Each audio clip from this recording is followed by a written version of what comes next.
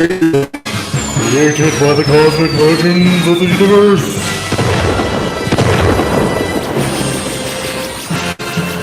There stands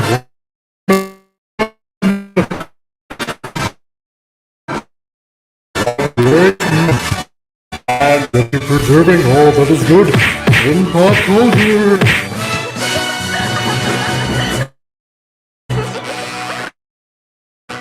Love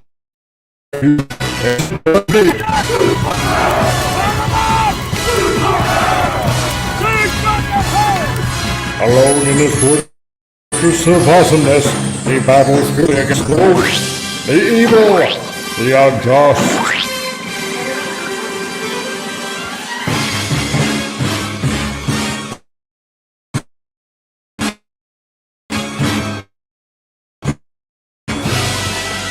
To stand for justice, to serve all mankind.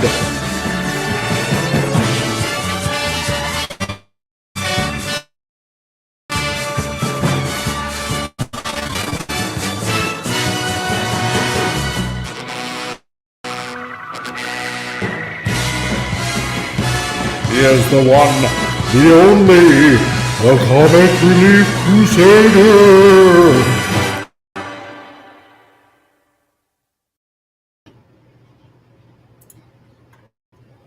Hey, all, it is I, the Comic Relief Crusader, here for another Titillating Tuesdays.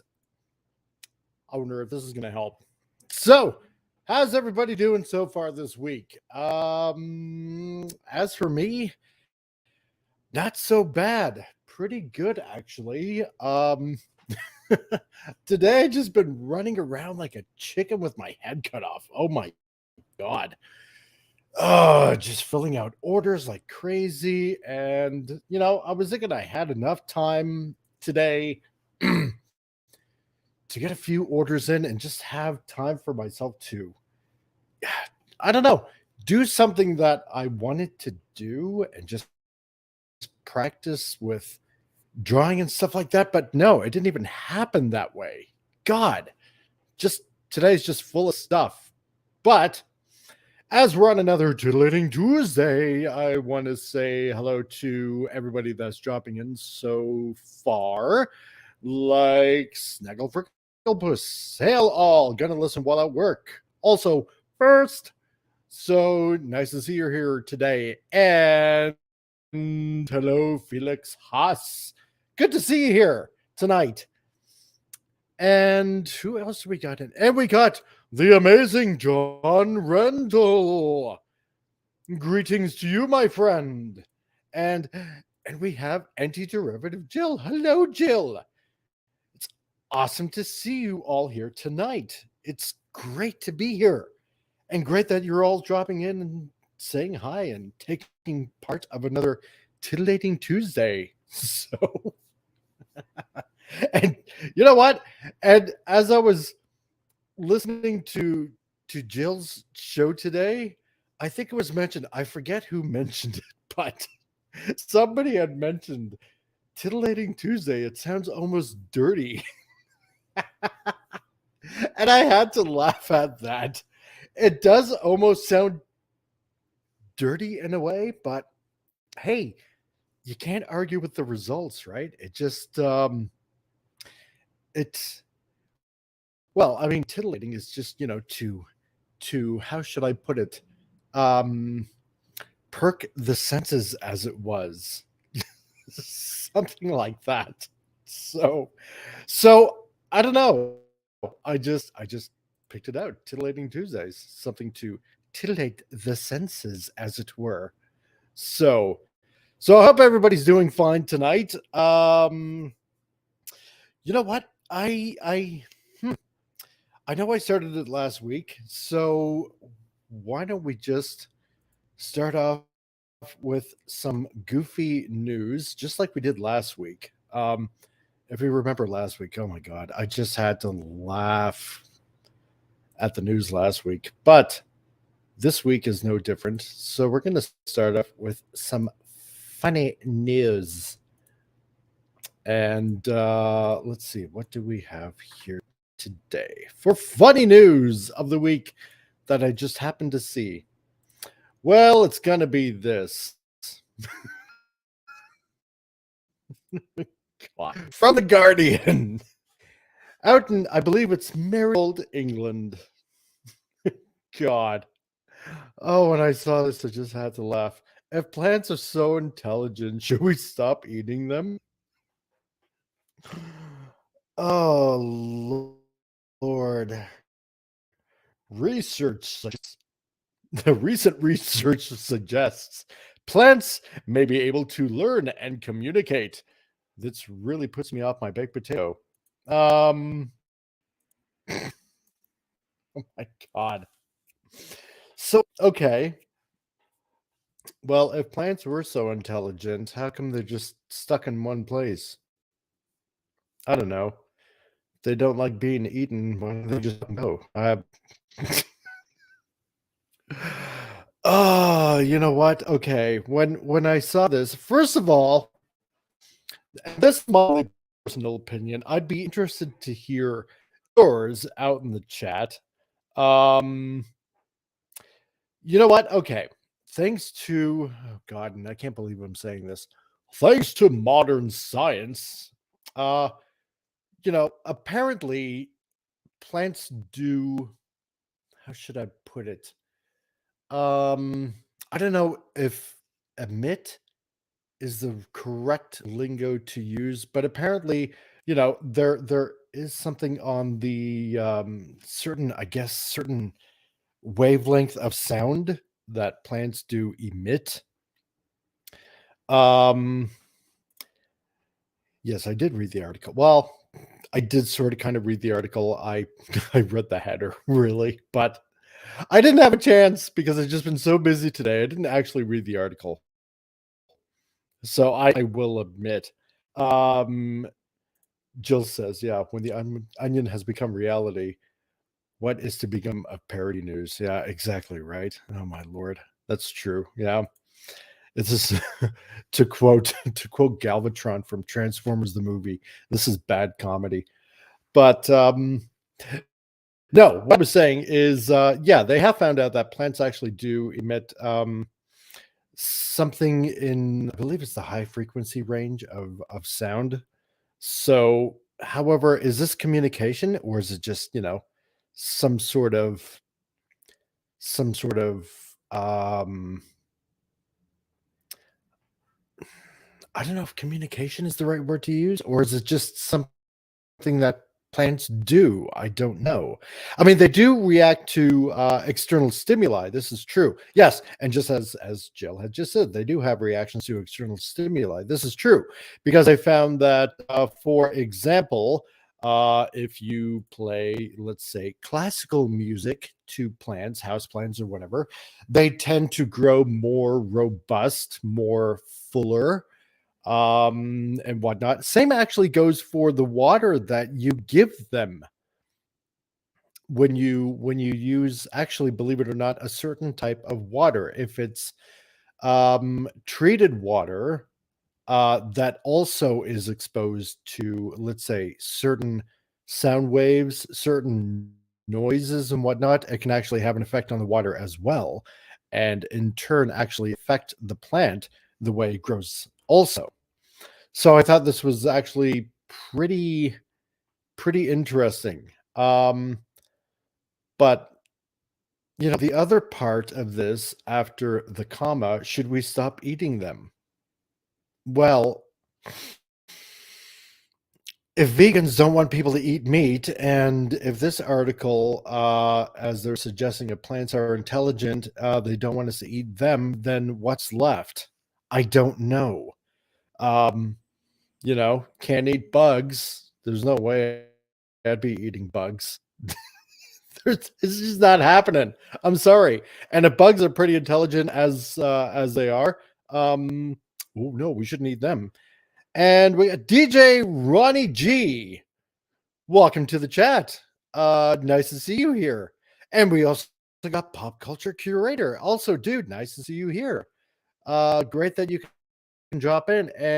DJ as you're new, welcome to Titillating Tuesdays, where we try about anything ever.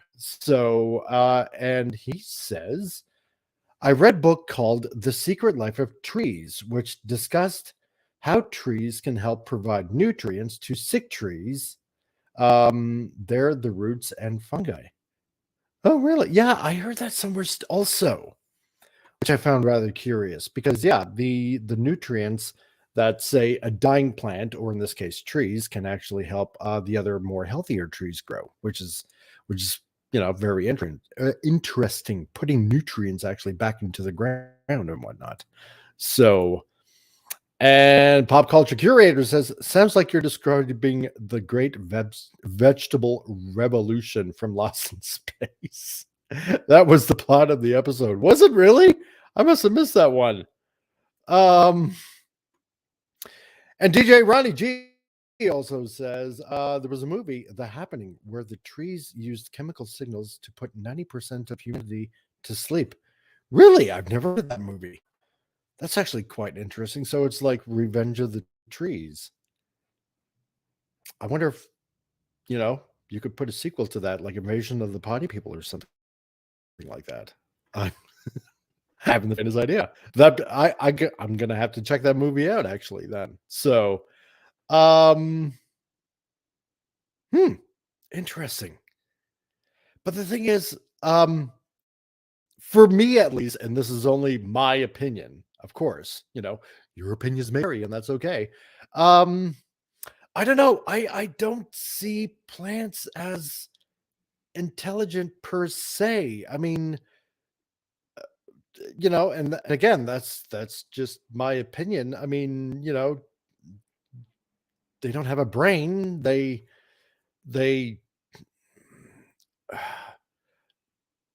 I don't know. I just don't see plants as intelligence. I see them as more of a, how should I put it? A biological mechanism, like a machine of sorts that how should I put it? That basically allows life to be sustainable here on this planet. So I kind of take it from this point of view. Okay. Um, I suppose in a way you could say probably a quote unquote biblical point of view. And just follow me here for a second, okay? This is the way I kind of look at it as. Um, like let's say back in the Garden of Eden, okay, before Eve bit the apple and all that kind of stuff, right? As it says, there was like no death whatsoever, right? So you had mankind, Adam, Eve, you had animals, blah blah blah.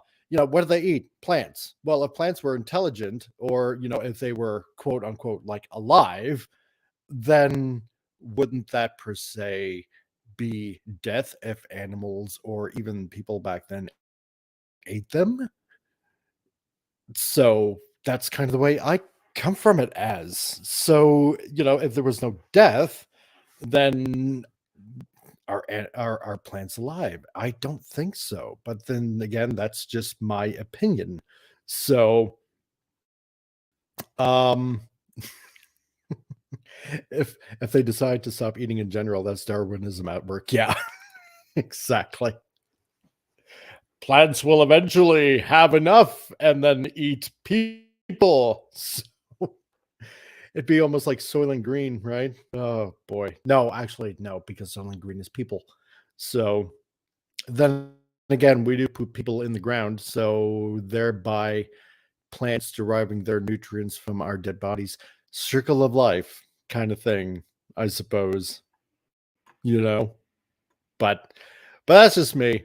Um, but no, I do know that they do tend to, I suppose you could say, communicate or emit signals of some sorts, which does in a way communicate, I suppose, to other plants. But is a sentient life? I don't know.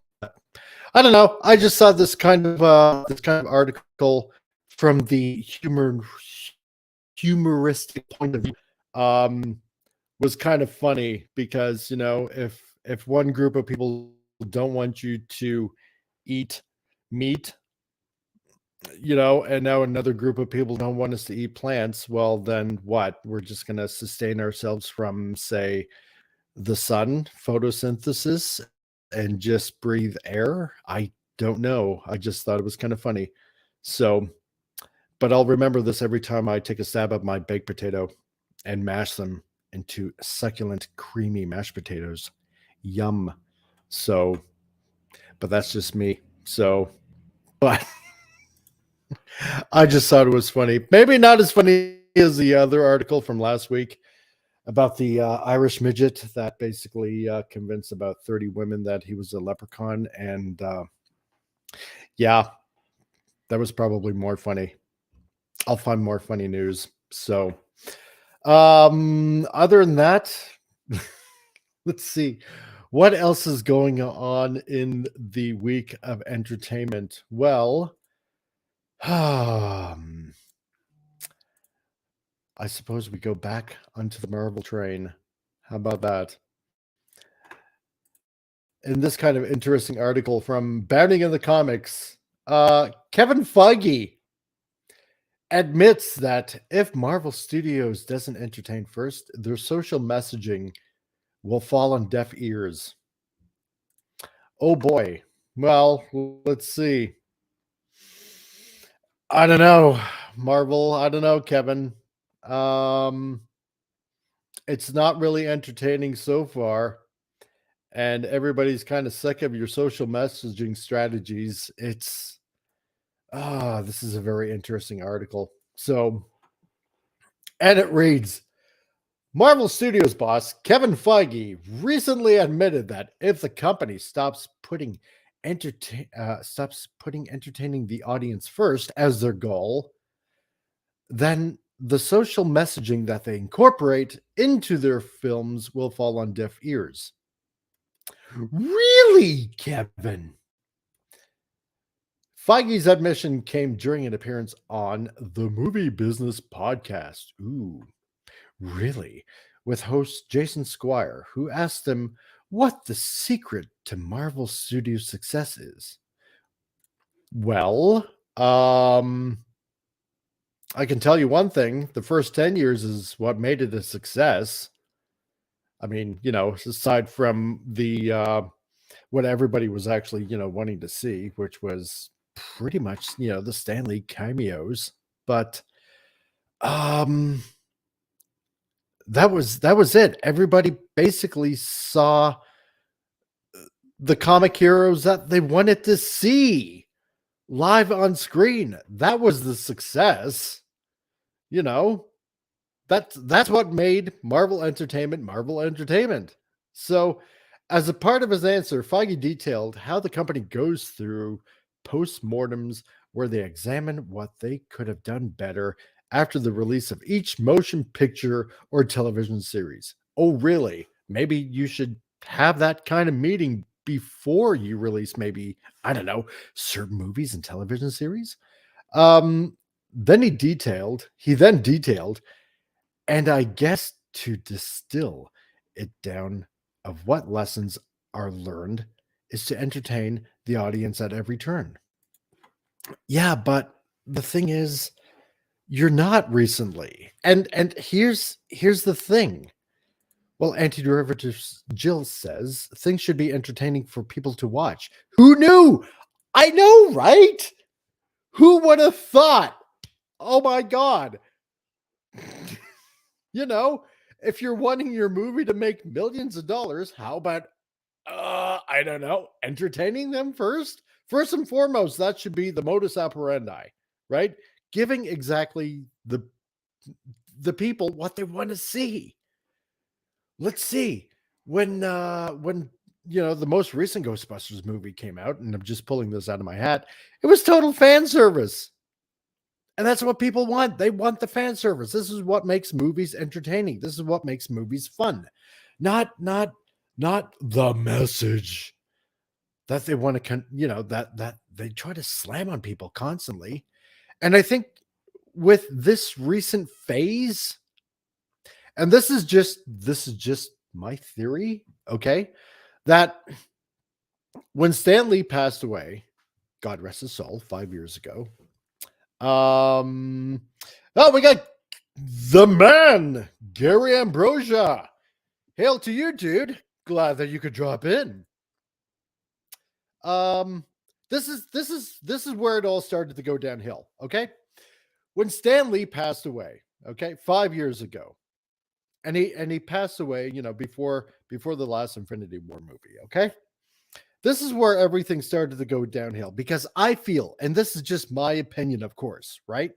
Is that without the watchful eye of Stan, okay? Because let's face it, when he was around, when he made cameos on, you know, every Marvel movie that was put out in the last 10 years, right? Everybody was like feigning their respect for Stan, right? Everybody getting the photo op with Stan, all the actors, Kevin Feige, blah blah blah blah blah, right? There was I feel now looking back, it was this false feigning at Stan Lee. And then as soon as he passed away, and you could instantly see it in the Infinity War movie, right? And a couple of key points. Yeah, he had the last cameo in the last movie, and that was that, right? But it started sneaking in right then and there because Stan made his final cameo. That was okay. He had already passed away. And then as soon as you see, and this is only one part, but as soon as you see, all the women get together, right? With Spider-Man, and they're like, "It's okay, we got this," and I'm basically obviously paraphrasing here, but that was like a little inkling of what was to come, okay? And the other part was what was it? It was like 5 years later, and Steve Rogers, Captain America, he's like in this support group basically, and there was like one little comment that was made by this guy saying that he missed his partner, right? Obviously it was gay, and I'm not bashing gay people whatsoever, okay? Let them do what they're gonna do, and that's it, right? But Steve, he lets this slight smirk, and I'm like, oh boy, this was snuck in, wasn't it? Right? And bend over. Bootlickers are us. That's their plan. Exactly. Nice to see you here in the chat. Great to have you. If this is your first time, welcome to Titillating Tuesdays. But you could already see at that point, this is where everything starts to go south, right? It was a good movie. It was all right. Not exactly the way I kind of envisioned how everything was going to go. You know, being a big Marvel Comics fan at the time, and especially reading the comics back in the day, in the 90s and whatnot. I wish they could have done better, but it was okay. But after everything else, it just Marvel has failed to entertain. And this is kind of why I'm going over this article as well, right? Everything else since then, since Stan the Man Lee has passed away, it's like that watchful eye has been removed. And it was like something I was saying similar to my wife, right? That once that restraint is gone, or when somebody feels that how should I put it? That type of parental figure is gone, not watching the kiddies, then they're going to go ahead and do what they want. They're going to mess up the room. And this is exactly what's going on, right? But they're not entertaining. So Kevin Feige, you're not really learning any lesson, right? You're not entertaining. But anyway, the article goes on here.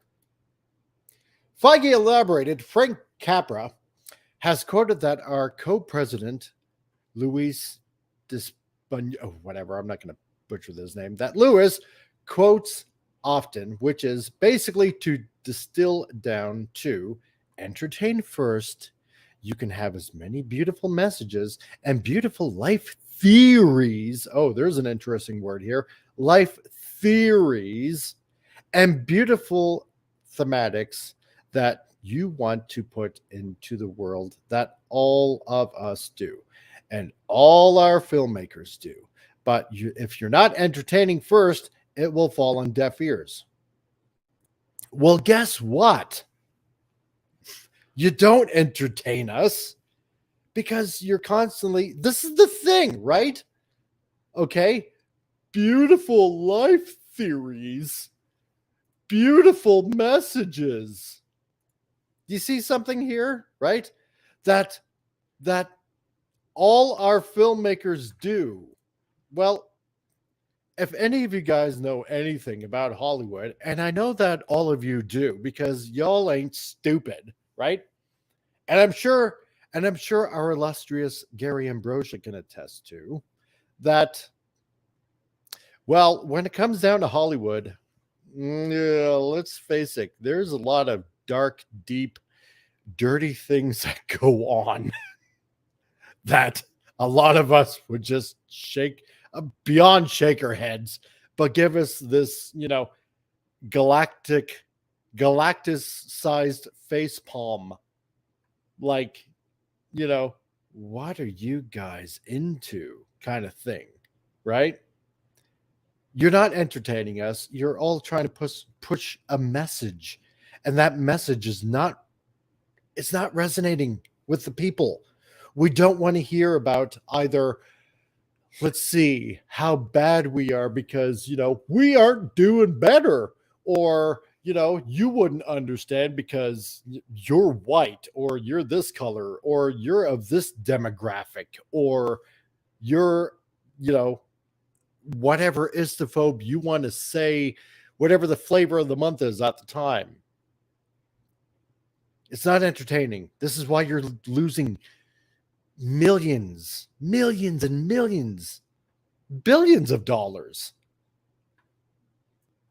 So, I think that's always been the way, Feige added. Thankfully, you're making the kind of movies that you love to see that also goes into entertaining yourself, which is what we also try to do here at Marvel Studios. Well, okay. Movies that you love to see, and the other watchword here, into entertaining yourselves. Well, okay. Are you meaning, let's see, entertaining yourselves as a director, or movies that you love to see that also goes into, yeah, entertaining yourselves as the moviegoer? Well, I'm thinking it's probably to stroke the ego of said director and also Kevin Feige as well. And I think this is also what's gotten Kathleen Kennedy, into so much trouble. And I think if Kevin Feige doesn't watch himself, it's going to happen to him too. So if you watch any of Doomcock's videos, obviously we know that, he does get the occasional tip here and there, which is great, which is fine, very informative, and, definitely a staple over the news that he gets as to, obviously what's happening in the entertainment industry. So, and what he frequently reports every now and again, thanks to his Hollywood spies, that things are not good with KK, and that she's going to be out the door. And if I remember correctly, and I hope if I get this wrong that some of you correct me, please do, that when the current illustrious Disney president recently looked at Indy 5, I believe the quote was reported was, "So if this doesn't do well, it's coming out of your pocket, right?" Now, if you think about that statement that was allegedly said to Kathleen Kennedy, that basically, if this movie doesn't do well, you're paying for it. Well, considering how much they spend on movies, and I believe it's probably, let's say, on average around 20 million. If it does not even make close to what they need to be at, which is, I believe, generally because after you know, you pay for everything that goes into a movie. You pay for your actors, you pay for, the labor, you pay for the sets, you pay for the advertising, you pay for the distribution, blah blah blah blah blah. You got to make at least, I believe, something like four times that amount, um at least. And if it doesn't make that, so he's basically saying to KK, so it's going to come out of your pocket, right? If this thing bombs. Well, if Kevin Feige isn't careful, because let's face it,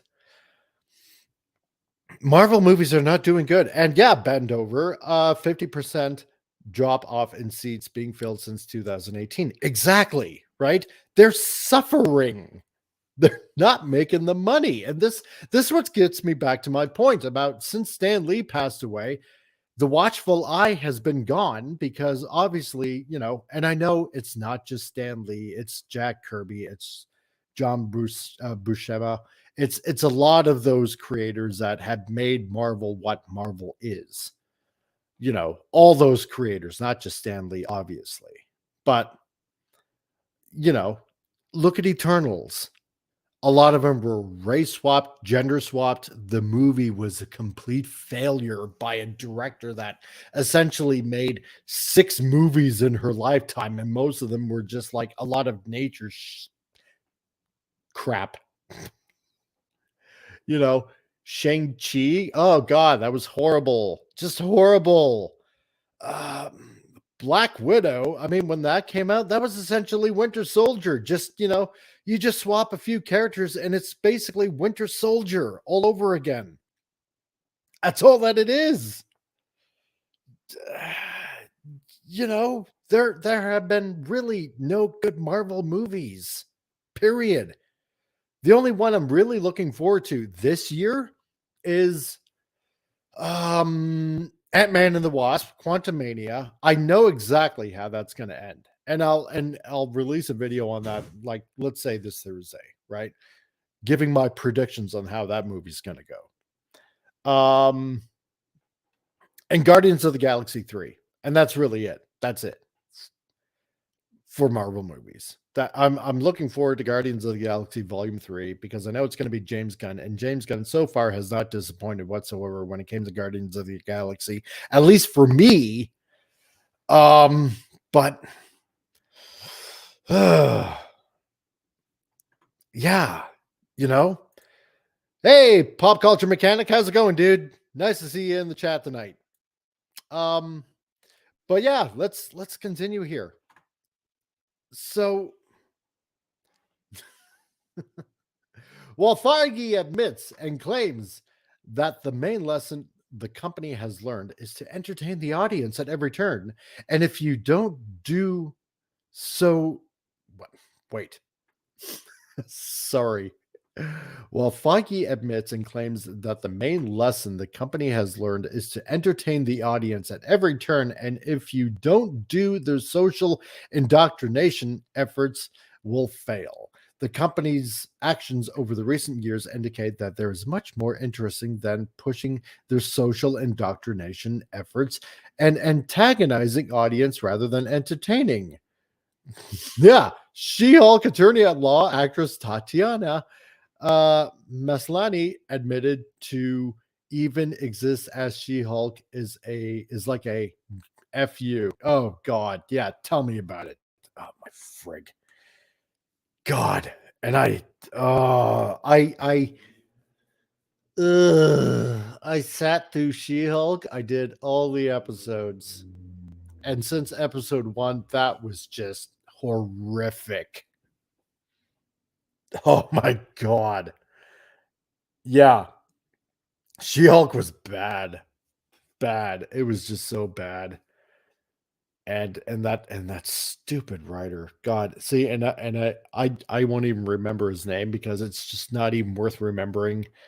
Um, God, It's like, well, I wrote the Mochi Hulk story, so you know what? I know how it goes. I know that this is perfect. no, but you know what? John Byron made She-Hulk back in the 80s. That's what made She-Hulk, not you. And had She-Hulk, for example, been more like the John Byron comics, this would have been a hit. But of course, it wasn't. And all these writers, frig on this show, God, just god awful. Just, I do everything infinitely better because I have a vagina. no, just no. Oh God. Anyway, I don't want to go on a whole She-Hulk right because it was just. Ugh. Speaking with variety, following the conclusion of the show's first season on Disney Plus, which is not being given a season two, thank you, Jesus. Maslany added that if she was expecting to face trolls when she signed on to become She-Hulk, yeah, well, I bet she was because she knew exactly what the script was like. She answered, reading the script, It was so true. There's so much resistance to a woman just exiting in that space of superheroes. There's always going to be that. I sort of anticipated it.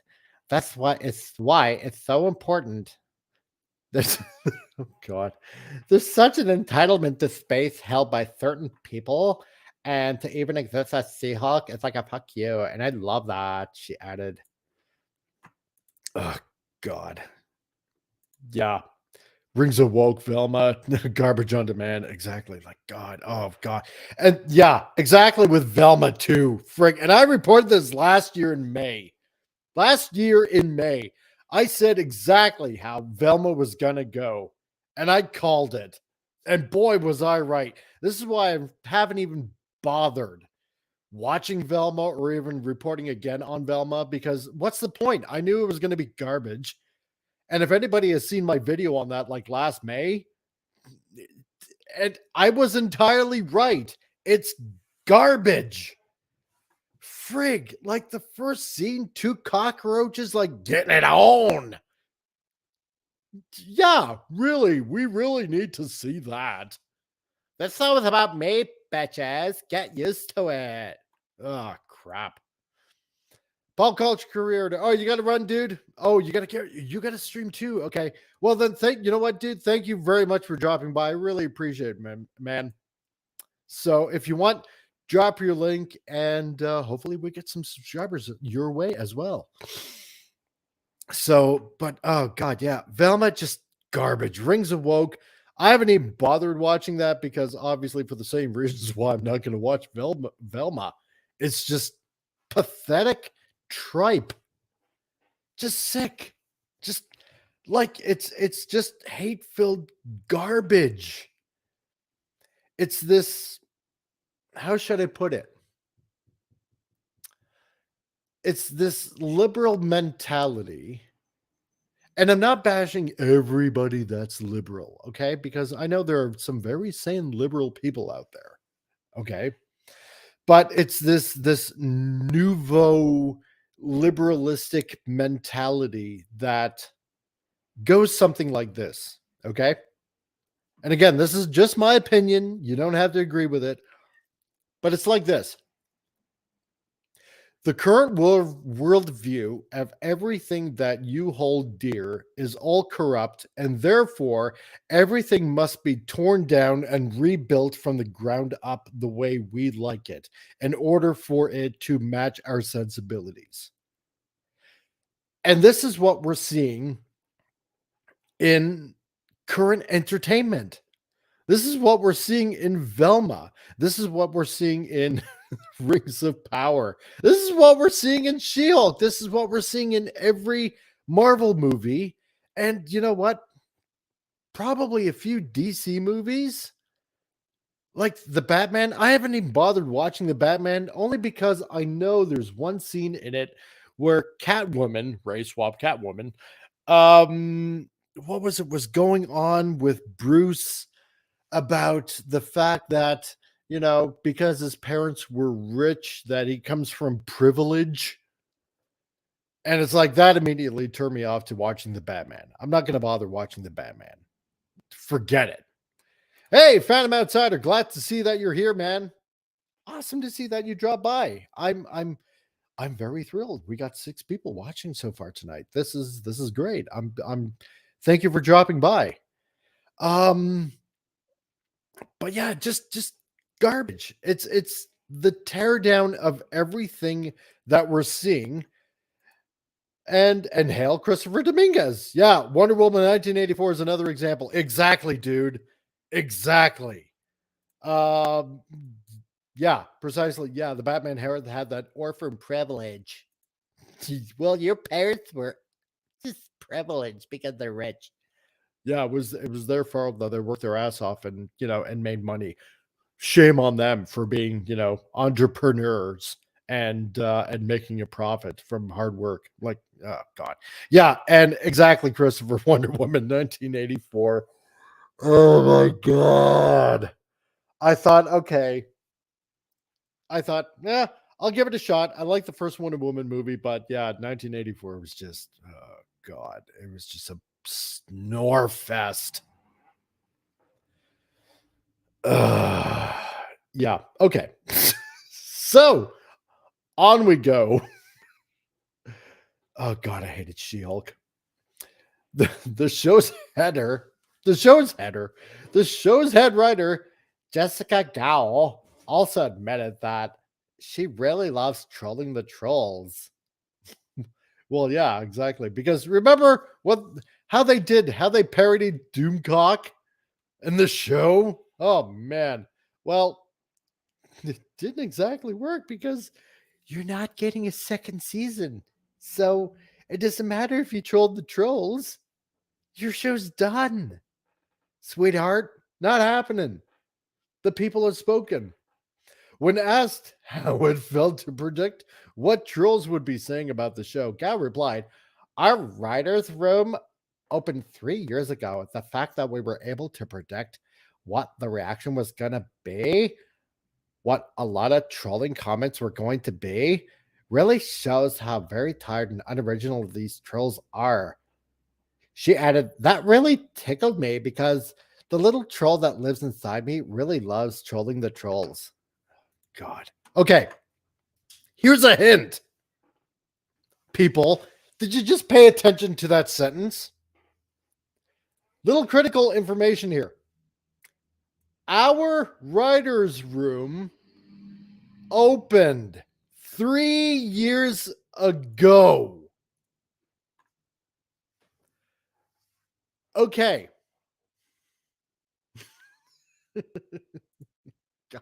Phantom Outsider. Yes, we figured out that they are. Yeah, yes, we figured out that our show was crappy, and that what the fans would say about our crappy one season show. Exactly. Yeah, learn to code. But there's a critical piece of information here. Our writers' room opened 3 years ago.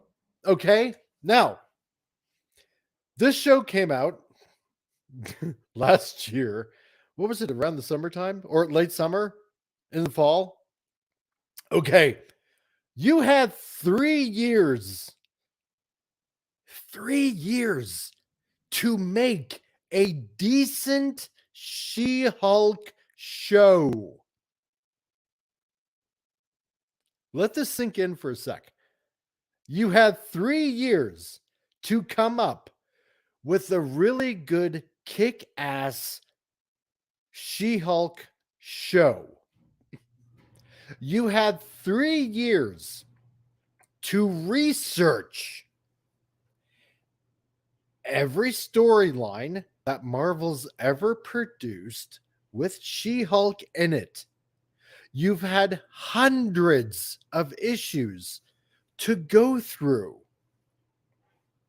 to make an extremely good, very well written She-Hulk show. okay, from her origin story as a lawyer that was being, essentially targeted to be killed, right? Bruce coming along, saving her blood transfusion, turns into She-Hulk. Oh, new superhero. Okay. That that first episode alone would have been true to form. Okay. It would have been fantastic. And yes, Bendover, the comics were far better. Oh God, tell me about it. Far, far better.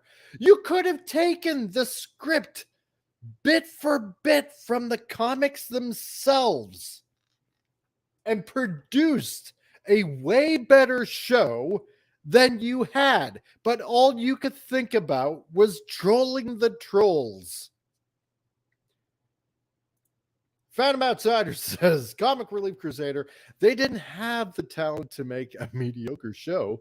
They made a crappy show and then act like, ha, we did that to mark the fans, trolls. So why aren't we getting a second season? Season 2? Yeah, precisely. Thank you. Exactly that, right? You had 3 years to get it together. But all you could think about is, well, I know how the show's going to go if we write it like this. So we're just going to, troll the trolls because I think that's just going to be so funny. No, it's pathetic.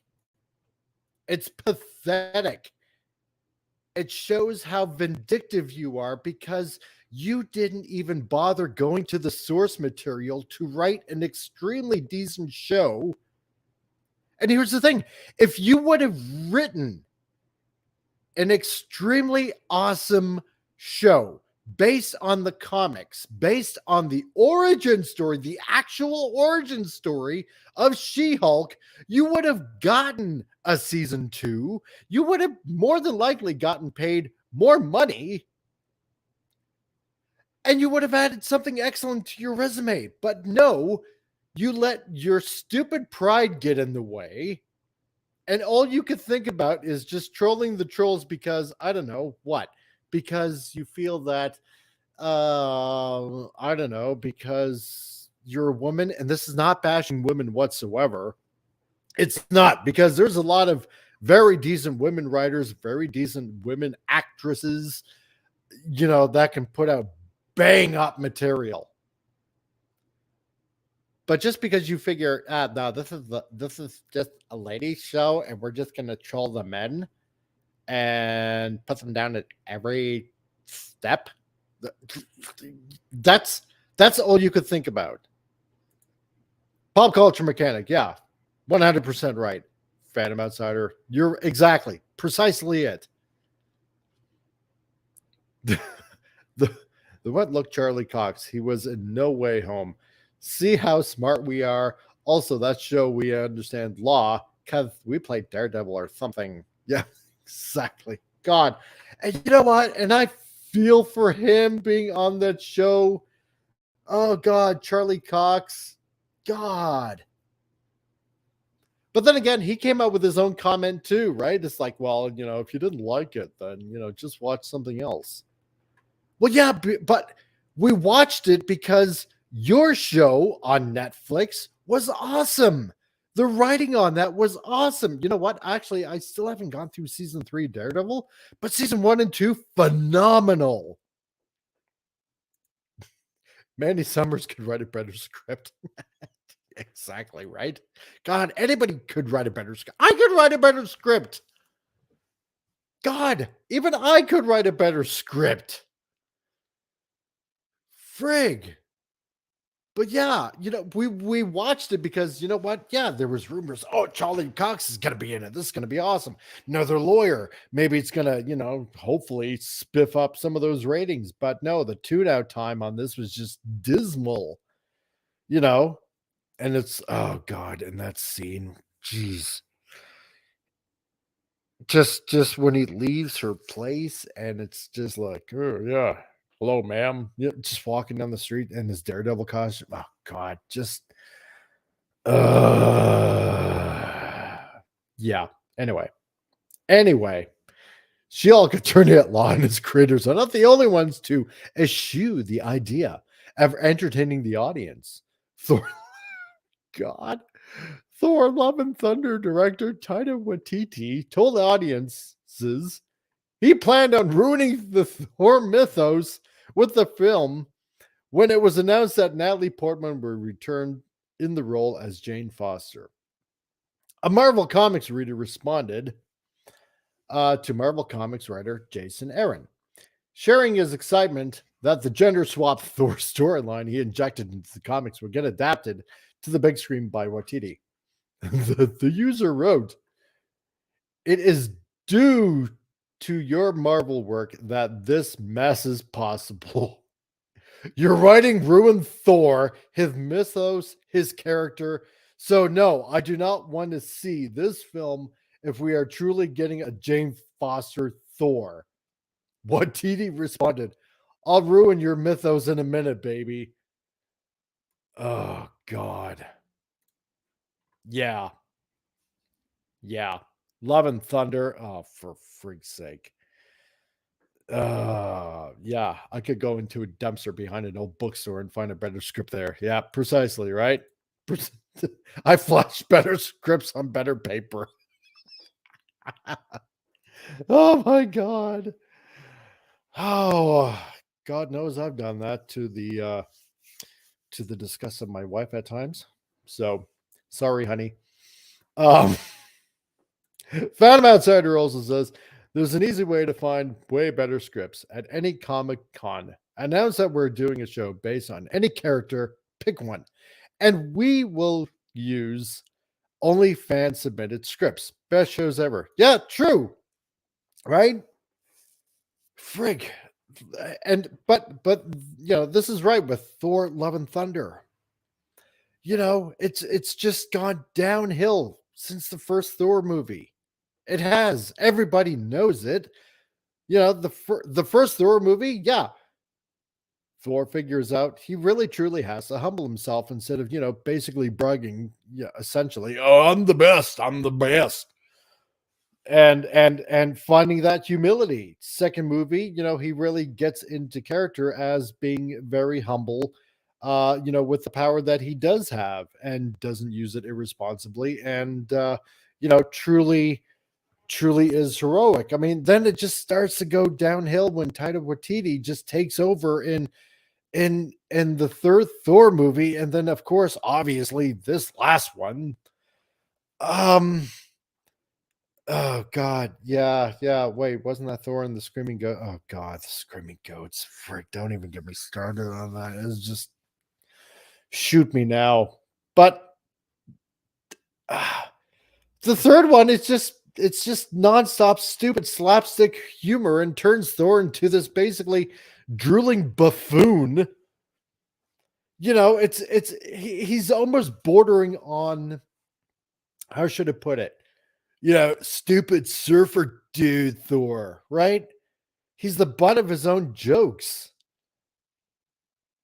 And the fourth movie, it's just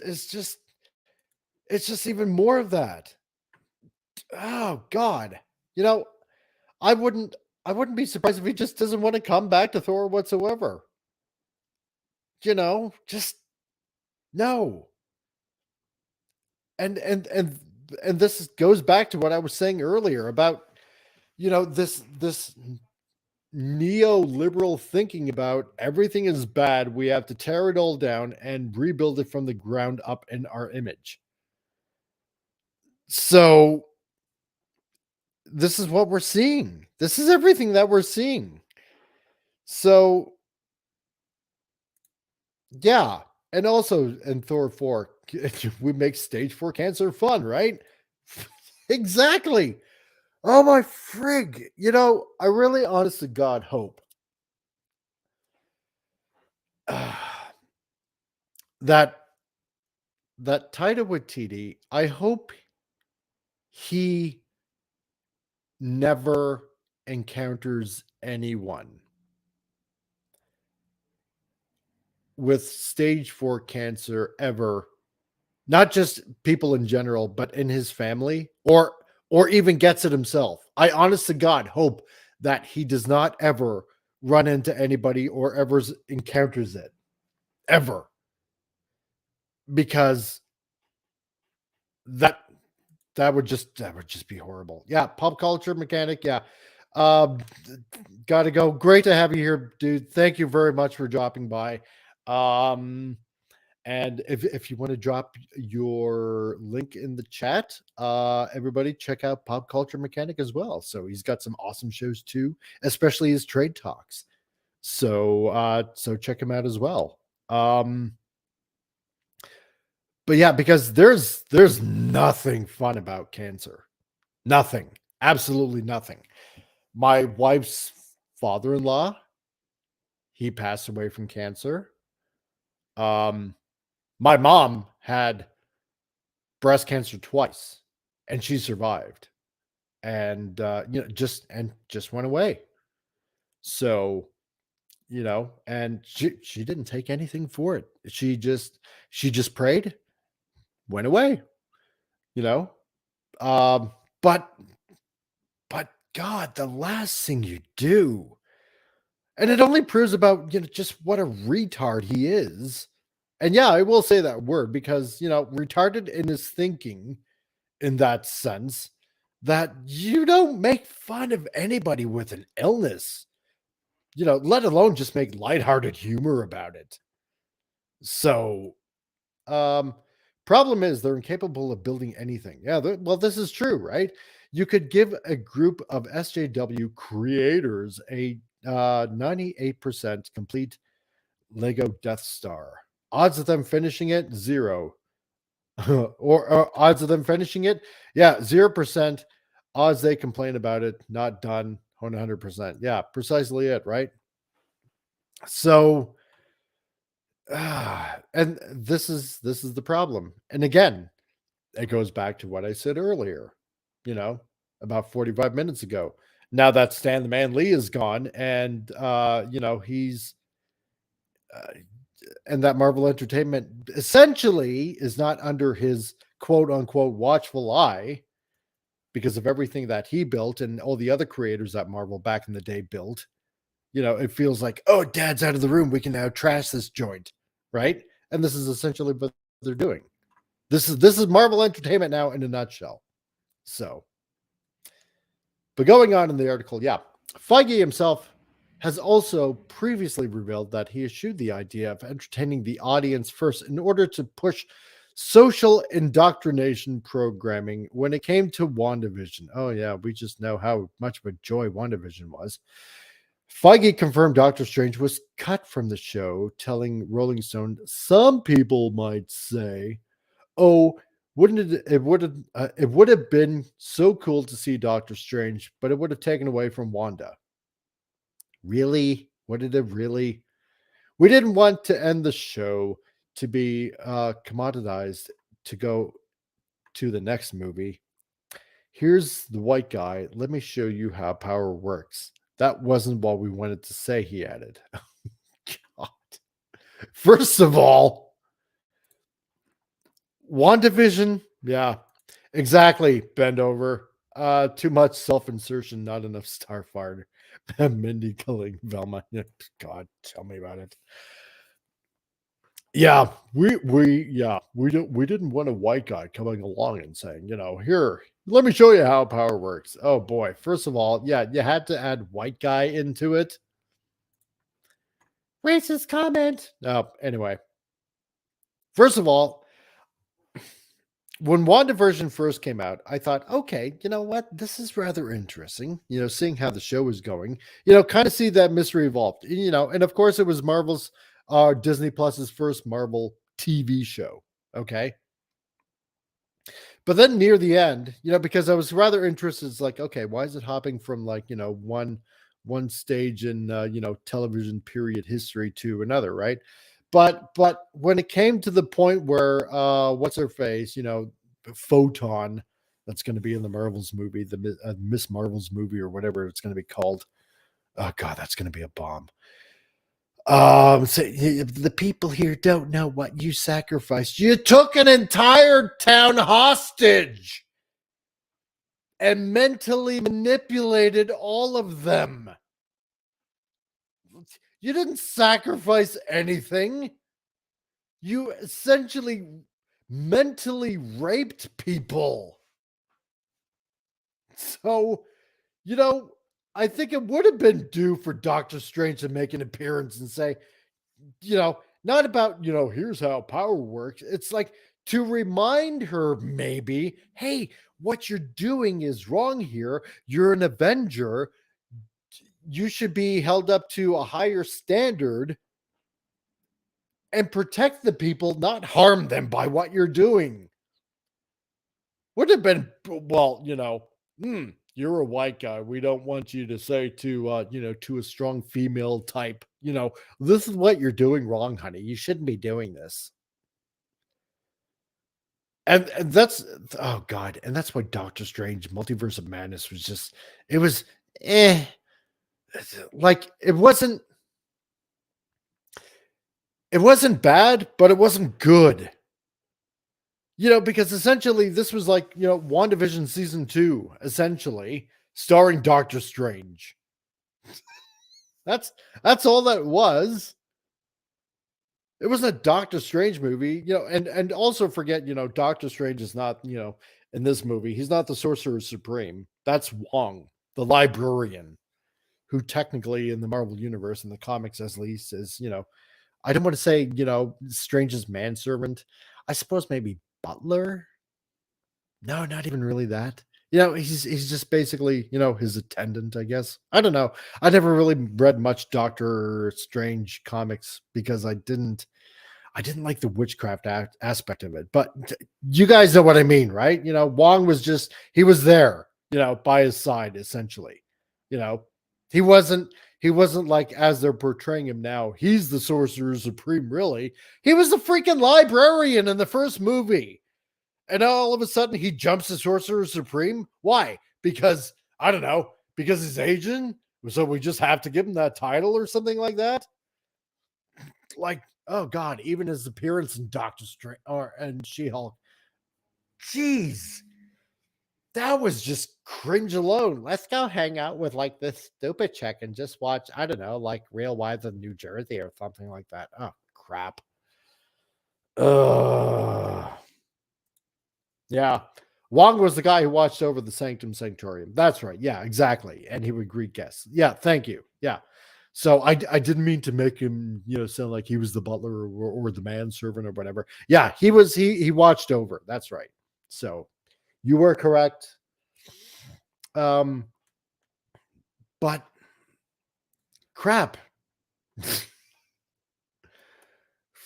Yeah. So Feige, oh boy, I can't believe this is going as long as it is. So far, so good.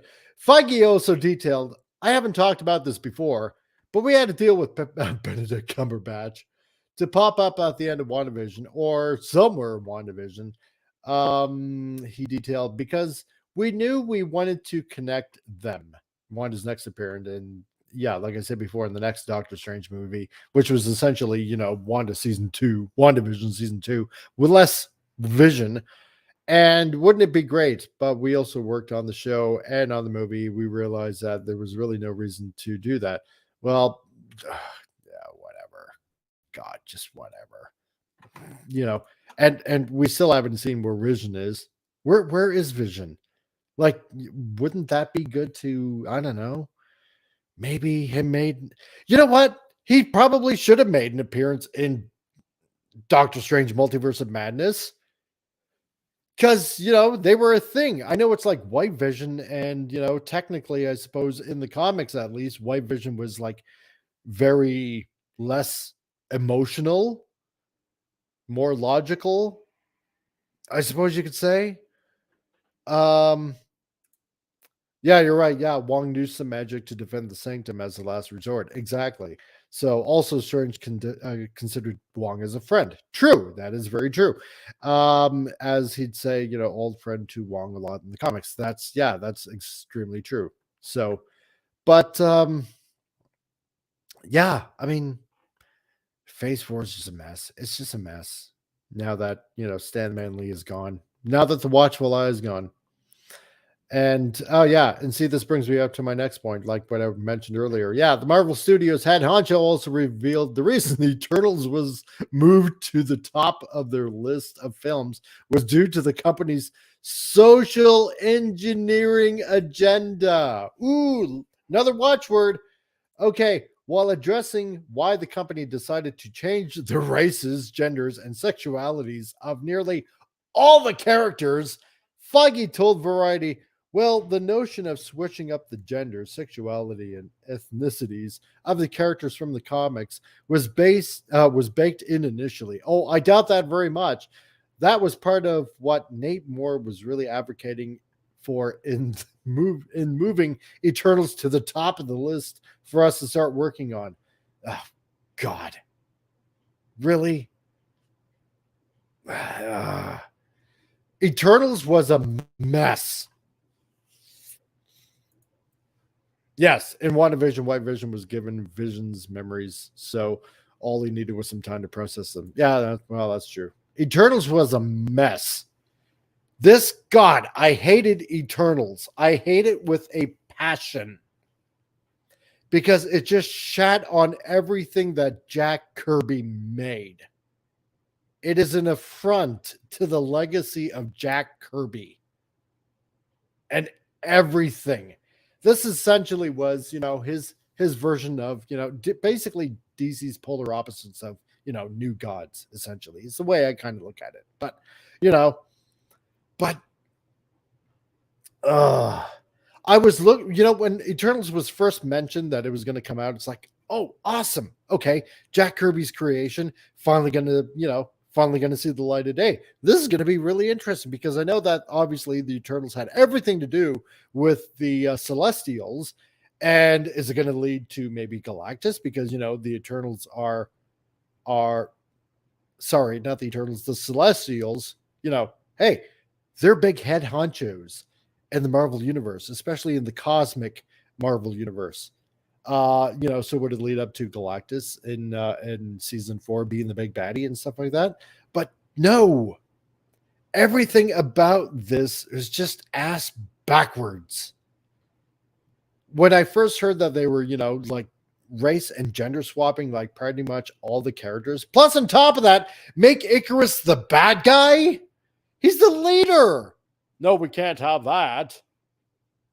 No. Plus, on top of them, making them robots. Oh, for frig's sake.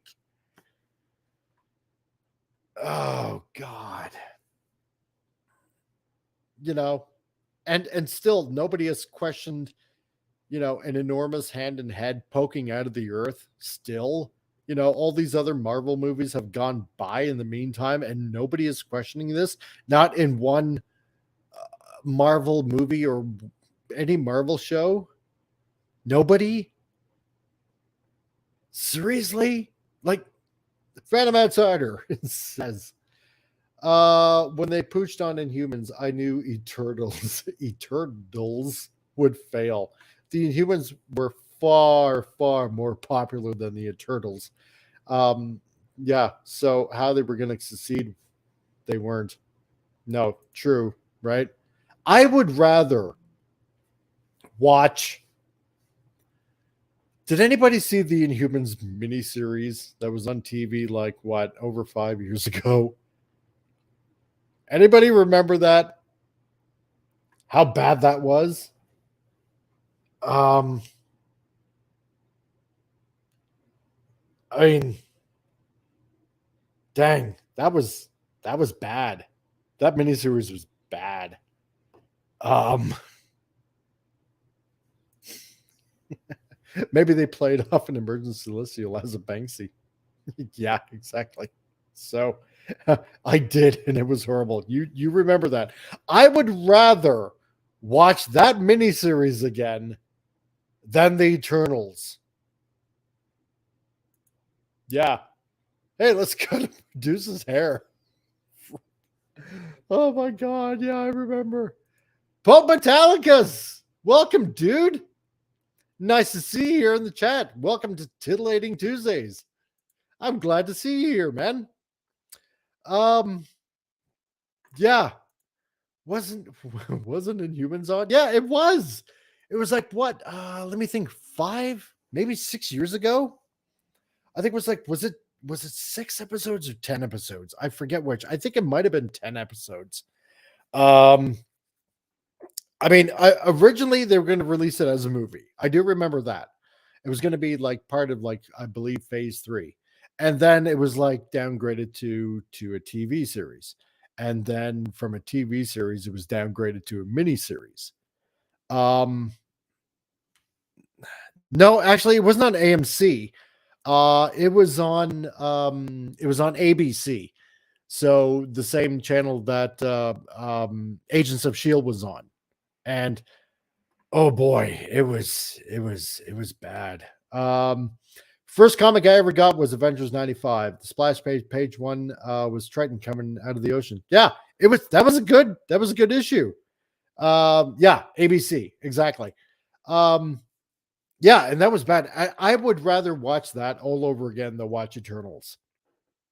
Oh God, I just everything about this. Uh, I just did a video on it, and that was it. That was just it. And now they want to make Eternals 2. Why? Why? God, no, please just to make it go away. Just make it go away.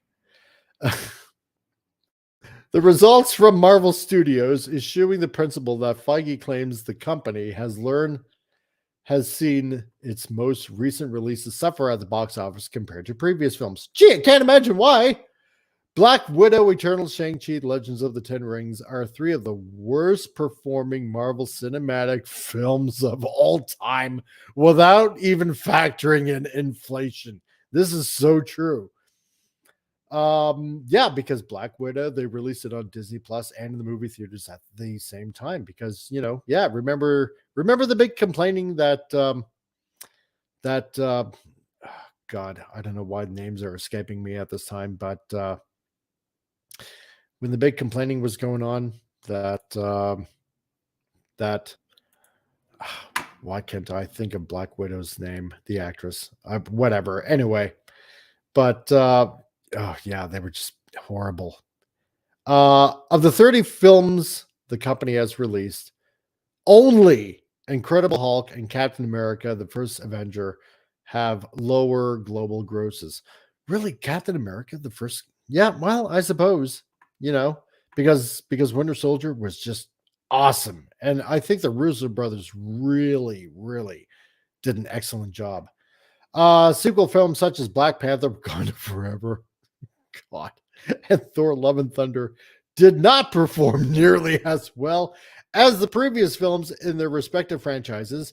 The Disney Plus shows are also routinely beat by Netflix's series in the ratings. This is true because, like I said before, Daredevil and Jessica Jones, that's not a bad series as well. And Luke Cage and Iron Fist, they're pretty good. Iron Fist, maybe not so much, but still way better than anything that's on Disney Plus. And the most recent releases perform worse than the initial ones, as seen with She-Hulk Attorney at Law. God, that's true. Um, Scarlett Johansson, yeah, thank you, Phantom Outsider. Um, yeah, the guy that played Black Bolt was good. Yeah, he wasn't bad.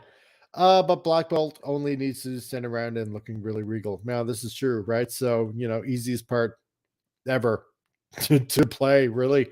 You never have to memorize lines. You just have to look pretty stoic.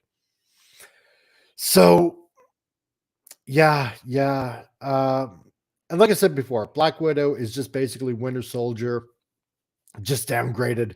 Shang-Chi, um, it wasn't even really about Shang-Chi. It was more like Shang-Chi and the tag along. Uh God, and I can't even remember his friend's name because it's just they're not memorable characters. That and Simu Liu is just a hateful, freaking racist bastard. Sorry to say that. I know he's Canadian just like me, but oh God, that guy just needs a swift kick and I won't say what. So, um, but yeah, it's just bad, bad. Especially, when you go into the land of Pokemon, especially in Shang-Chi, uh, these aren't memorable characters. Bring some really memorable characters. Not the bargain bin basement characters. You know, seriously. Nobody picks up a Shang-Chi comic, unless of course they're, real hardcore collectors, and pick up the ones from like, the early 80s and 70s and whatnot. But, nobody knows really who Shang-Chi was. You know, nobody, as epic as Jack Kirby did Eternals, they were never really the big heavy hitters of the Marvel universe, not like Avengers or say X-Men or anybody that's, associated with Spider-Man pretty much at this point. They weren't. They were essentially background characters. They were well known, but they were just background characters. And this is all that you're getting really is the background characters. So um Shang-Chi and Big Trouble in Little China was way better with a smaller budget. Yeah, it was, wasn't it? But no, this is what you're getting. You're getting the dollar store bin characters right now. So yeah, Shang-Chi was a street level hero. He wasn't a, fight the world destroying threat character. Exactly. But they're gonna make him an Avenger anyway. So why? Why? You don't need to. So, if anyone is to start talking Kevin, if anyone is to start taking Kevin Feige seriously again, he needs to actually start putting his money where his mouth is. God, yeah, tell me about it. And delivering on what he's promising, because there's a mountain of evidence that shows Marvel Studio has not learned the lesson that you need to entertain the audience first. Exactly. And this is what this whole chat has been about so far. They're not learning it. Rather, they seem to have learned the opposite. They will push their social messaging at the sake of entertaining the audiences. This is right. Exactly. And this brings me to this. Okay. Ant-Man and the Wasp and Quantum Mania. Okay. Because obviously Cassie Lang is obviously going to be in this movie as well, as we all know. And John Reynolds says, because it's fun to screw up the universe. Just ask Harvey. Yeah, exactly, right? But, I mean, he's in this containment field and, nobody wants to push the button. So I don't need a 40-foot tall Cthulhu just putting a crimp in my day like that, No. So I don't want to. And Phantom Outsider, well, Hawkeye is an Avenger, but you don't usually have Hawkeye or Shang-Chi going toe-to-toe with Ultron or Thanos. Exactly, right? You put any of these characters up against, yeah, true heavy hitters like Ultron, Thanos, God, let me think of another one. A heavy hitter, and I know they haven't been introduced into the MCU yet. Well, I mean, they kind of have, but let's say Magneto, because obviously, Professor X makes an appearance in um Multiverse of Madness. So you do know the X-Men do exist out there. But no, they're not going to stand toe to toe. There's no way. No way. And I'd love to see, because obviously this is all apparently leading up to Kang the Conqueror, so it has to do with time and time travel. Yeah, or Doctor Doom, precisely. There's no way any of these characters are going to go head to head with, an S class, let's put it this way, an S class villain like any of these guys. There's no way, right? But this brings me up to the movie that's coming up next in February. Okay. And that's Ant-Man and the Wasp and Quantumania. Now, I'm really looking forward to this movie. Why? Because first of all, I really did like uh the first two Ant-Man movies.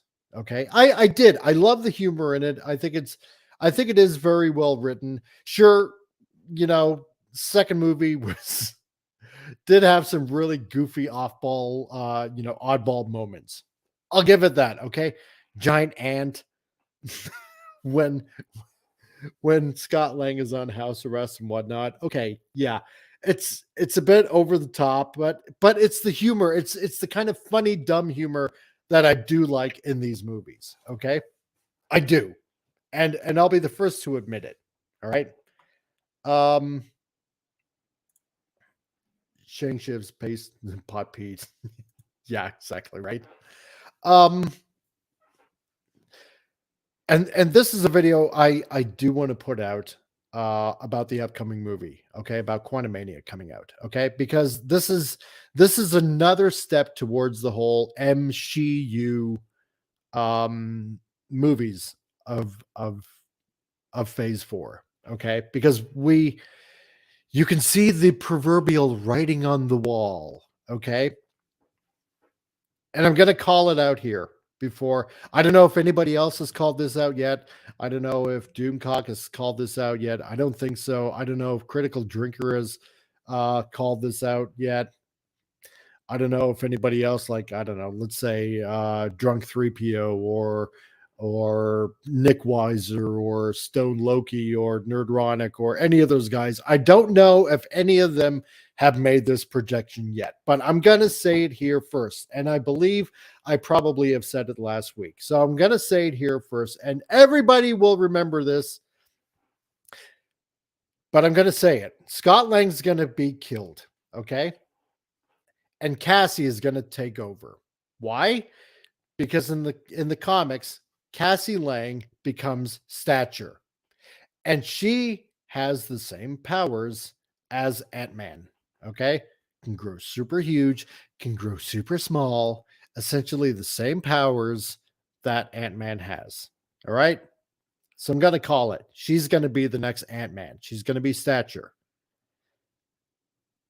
And near the end of the film, and I bet my bottom dollar on this. If I'm wrong, I'm wrong. Okay. And I will fully admit when I'm wrong. And I have no problem saying, okay, you know what, guys, maybe I didn't exactly call it the way I kind of thought it was going to go. But you know what? I'm going to say it anyway. They're going to kill Scott Lang.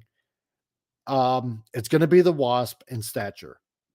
And they're going to be the next Avengers. They're also going to be indoctrinated into the Avengers roster. So, and you know what? Yeah, no, and you're right, Phantom Outsider. I've never had a problem with Cassie Lang either. Eventually becoming Stature, that was fine. But she didn't do it in the comics by dragging her dad. No, exactly, because in the comics, Scott Lang died, and eventually Cassie became Stature, and that's okay. And I'm thinking they will not kill Paul Rudd because people like him way too much. No, you know what? And that's true. I do like Paul Rudd. Paul Rudd? Paul Rudd? I don't know. Paul Rudd. I'll say Paul Rudd. And you know what? Yeah, and don't get me wrong, I love him too. But I'm fearing that the way things are going, because again, Marvel hasn't learned their lesson about entertaining the masses first and putting out the message over everything. This is what I think is going to happen. I think Paul Rudd, Ant-Man. I think they're going to they're going to make him make probably some sort of noble sacrifice. And I hope it goes that way. Yeah, and John Rendell, yeah, people like it. Hollywood will kill it. Exactly. Precisely it. If the people will like it, well, that's not good enough. We're going to be pushing our message anyway because Hollywood. That they'll just kill him. And I don't want to say that they're probably going to kill him like a bitch. I don't like using that phrasing, you know, because violence against women is bad. And I'm not putting it in that kind of context whatsoever, but but either they're going to kill him off that way, or they're going to write him in such a way that he makes a heroic sacrifice, thereby paving the way for a stature to come about and take over the mantle as, quote unquote Ant-Man. I'm thinking they will eventually make it where, like Hank, if he can no longer shrink, grow, and be a mentor to Cassie. I'm hoping it goes that way. I would be pleasantly surprised if they go that way. I really honestly will. They might have him grow or shrink without the helmet, and the result is he can't be Ant-Man anymore, but he won't die. Okay, well, you know what? For your sake, I hope you're right. I really honestly do, because I do like Paul Rudd. I do. And I want to see him continue on in some sort of way or fashion. But I really honestly think that they're going to kill him off, and Cassie's just going to basically take over the mantle, so to speak, as stature. That's I don't know. I think that's what might happen. I think that will. So, but that's just me. So, yeah, I don't know. But as for the other Marvel movies coming out, Guardians of the Galaxy 3, I really honestly God hope that does not disappoint. Because it is going to be James Gunn's last Marvel movie, before really taking over the reins over at DC. Um and so far they really haven't disappointed. So I'm looking for a real roller coaster of humor there. Um, I have a sneaky suspicion that they're also probably going to kill off one, maybe two of the Guardians. I would be totally ticked off if they killed off Star Lord and let's say Drax, or maybe even Rocket, and either Nebula or Gamora take over as leader of the Guardians. I hope it doesn't go that way. So think about it this way, says Phantom Outsider. How much longer will Michael Douglas have the mentor role? Yeah, that's true. Because, I mean, let's face it. Yeah, I mean, all these people that we did grow up with, I hate to say it, they are getting on in age. I'm thinking that gets passed to Scott this go around. Well, you know what? If you're right, you're right. And if I'm wrong, I'm wrong. And that's okay. You know what? And if it goes that way, you win. And that's fine by me. So I think they might kill Rocket and have an otter take his place. Oh, God. Can you imagine? Jeez. Oh, or Cosmo, the telekinetic Russian dog that we saw in the Christmas special. Cosmo. I wonder. Of course, knowing what dogs do, especially around trees, Group might not like that too much. So I don't know. Uh, so we might see leaves falling off of Groot sooner than expected. So, oh, the otter was his girlfriend in the comics. Oh, really?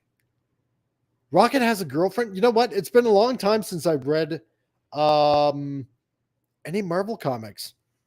It's been quite a while because, let's face it, the current state of comics going as woke as they are, I've been reading probably a bit more manga than I have. So, uh, Cosmo Topper, you had to be there in the 1930s. God. Were you, John? Surely you cannot be that old, my good man. So, you don't look close to 100, I must say. So, um, yeah. So, um, we'll have to see how it goes. We'll have to see how it goes. I do believe that when is this being released? I know it's next month. So, and my wife has been asking for a date night. So I do want to take her. I believe this is actually out on her birthday. So February 17th. So I believe that's when Quantumania is coming out. I haven't seen any commercials for it yet, which is rather odd. But then again, I don't watch a lot of TV and I mostly use streaming services. So forget her name. I was on my way out the door because the stories got so bad. Now they're much worse. Oh, yeah, of course they are. Yeah. So I'm that old in spirit. Check out the movie Topper. Okay, I will. Most definitely. So, um, what are we at? We're at an hour and a half. Yeah, you know what? Hey, we're doing pretty good here. So, there is one more thing that I did say I wanted to do. If any of you are members over at Doomcock's channel, there was a particular thing I did want to plug because he did have the Critical Drinker on a live stream. So, and I did say I want to share this because I thought, you know what, this is pretty cool. The illustrious Critical Drinker, that savvy man of Scotland, out there on Indiegogo, is putting out a comic on Indiegogo. And I said I was going to plug this because I am doing my part. And this here is First Kill, a graphic novel that's being put out by Critical Drinker. And it's about Rambo's first tour of duty. A story by Sylvester Stallone and Chuck Dixon. So this is extremely interesting. And it includes a free set of dog tags, which I thought, you know what? This ain't too bad. I mean,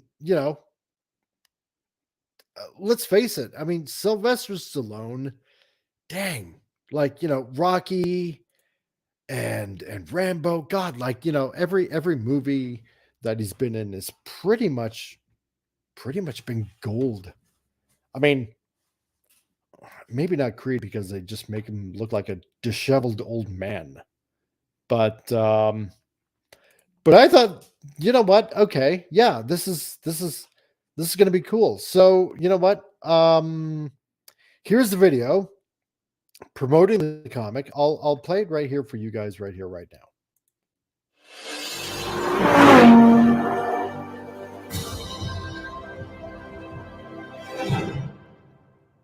Hi, everyone. It's your boy, Zach, and the First Kill graphic novel Indiegogo campaign is now live. Rambo's first tour of duty, story by Sylvester Stallone and Chuck Dixon. Free set of dog tags with every order.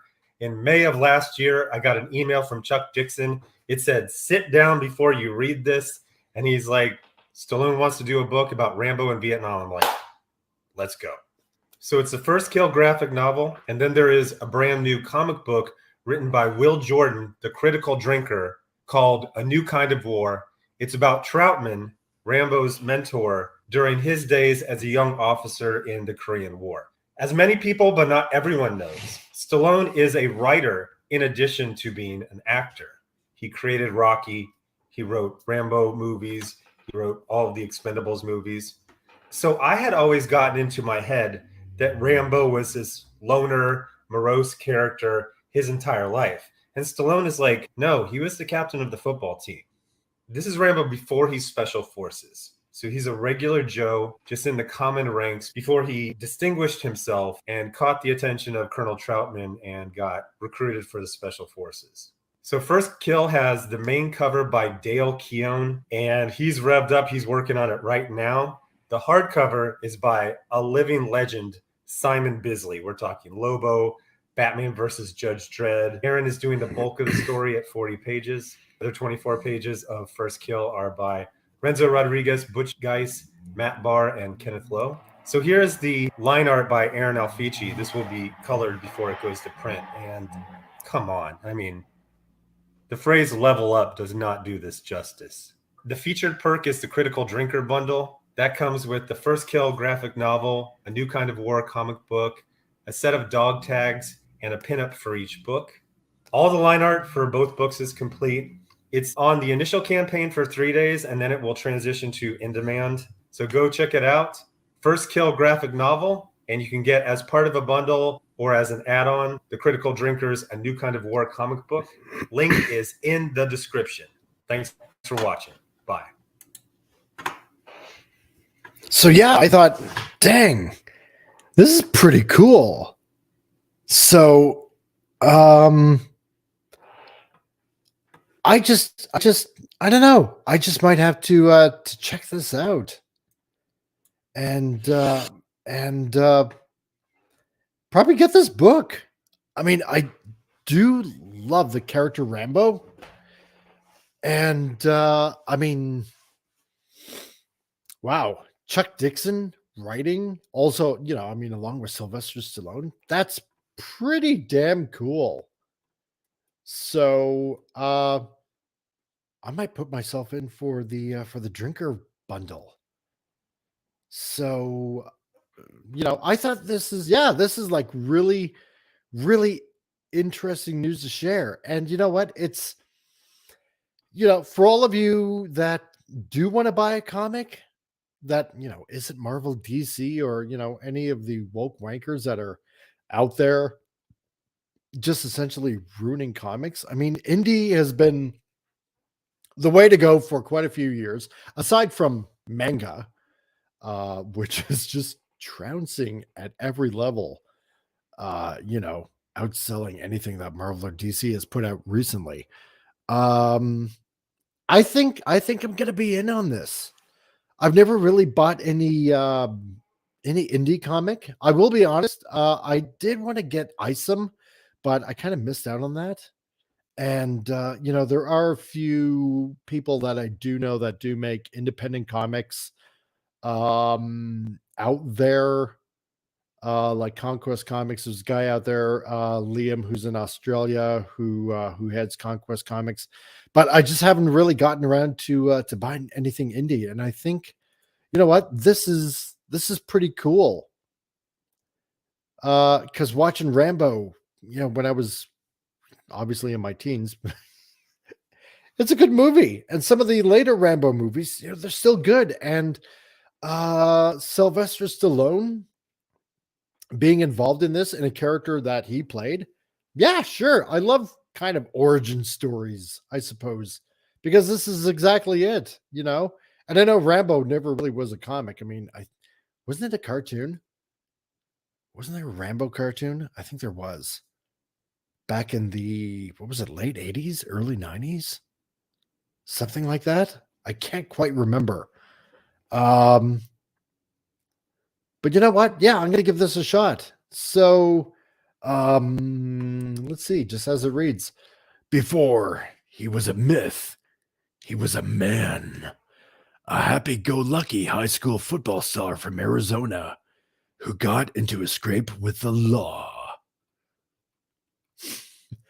Boot camp sounded better than jail, so he traded his football cleats for army boots. Excelling in every aspect of soldiering, he rise in Vietnam with his new group of friends, just hoping for a little action. Wow, and I gotta check out the artwork. It's pretty good. It's not too shabby.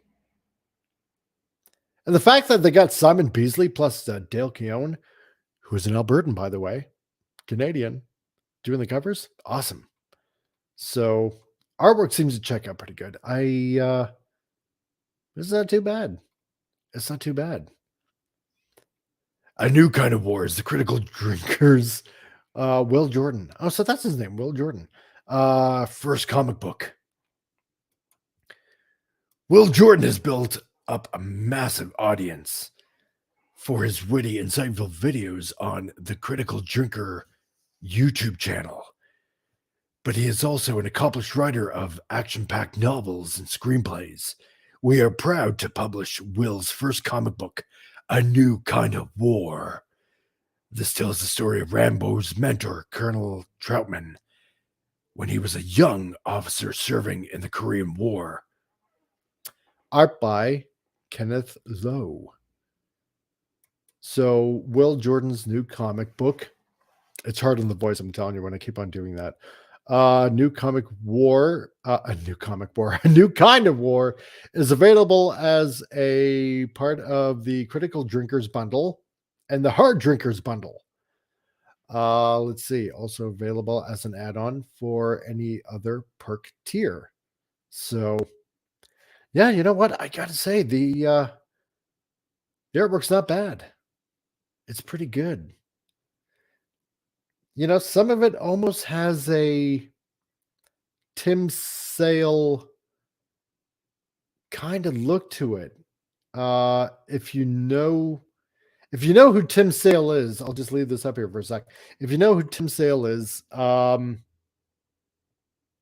he did a few books with Image when he did trying to remember the character's name. It was one of Jim Lee's characters, Death Blow of he was a merc, of course, in the typical Jim Lee fashion, muscle bound army guy that had brain cancer. Anyway, the point is Tim Sale did the artwork. A lot of it black and white. It was pretty good. This kind of reminds me of that.